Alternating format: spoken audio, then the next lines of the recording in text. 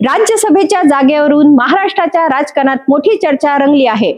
नवनीत राणांना राज्यसभेची संधी मिळू शकली असती, मात्र पक्षनिष्ठा आणि विचारांशी तडजोड न करण्याचा निर्णय त्यांनी घेतल्याचा दावा आमदार रवी राणा यांनी केला आहे।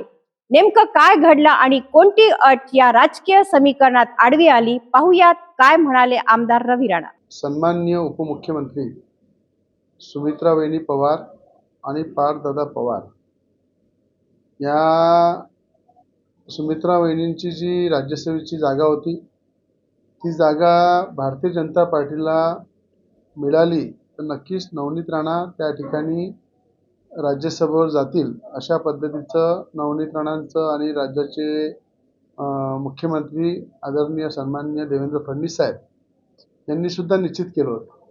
पण त्या ठिकाणी सुमित्रा वहिनी पवार पार्थदादा पवार यांनी खऱ्या अर्थानं नवनीत राणाला राष्ट्रवादीकडनं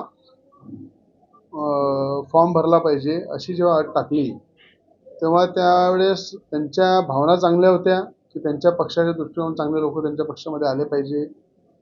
राज्यसभा म्हणून नवनीत राणा राष्ट्रवादी पक्षातर्फे गेल्या पाहिजे अशा सुमित्रा वहिनी आणि पार्थदादा पवारांच्या मनामध्ये होतं। त्याबद्दल त्यांचे मनापासून आभार व्यक्त करतो की त्यांनी नवनीत राणांबद्दल विचार केला।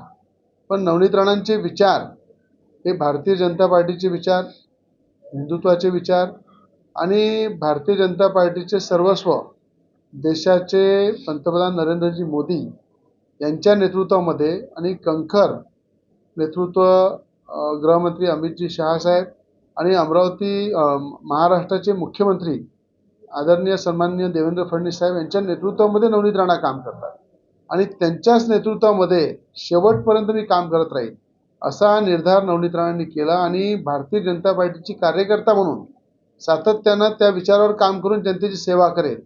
पदासाठी इकडल्या तिकडे उड्या मारल्यापेक्षा निष्ठेने आणि आपल्या विचाराला धरून काम केलं पाहिजे, हा उद्देश हा संकल्प नेहमी नवनीत राणांचा राहिलेला आहे आणि त्या उद्देशाने त्यांनी सुमित्रा वहिनी पवार यांचे आभार सुद्धा मानले, पार्थदादा पवार यांचे आभार मानले आणि मुख्यमंत्री देवेंद्र फडणवीस साहेबांनी सुद्धा नवनीत राणांसाठी खूप प्रयत्न केले। त्याबद्दल देवेंद्र फडणवीस साहेबांचे खऱ्या अर्थाने त्यांनी मनापासून आभार मानले की राजकारणामध्ये कुठली गोष्ट शक्य नसते आणि कधी कुठल्या गोष्टी अशक्य होतात तर त्यांना स्वीकारलं पाहिजे आणि पुन्हा जोमाने आपल्या विचारासोबत राहून काम केलं पाहिजे अशी धारणा नवनीत राणांची होती आणि त्या पद्धतीनं त्यांनी भारतीय जनता पार्टीचा कार्यकर्ता म्हणून आयुष्यभर काम करत येईल असा संकल्प घेऊन पुन्हा नवनीत राणा कामाला लागले। राज्यसभेची संधी असतानाही नवनीत राणांनी पक्षनिष्ठेला प्राधान्य दिल्याचा दावा रवी राणा यांनी केला आहे।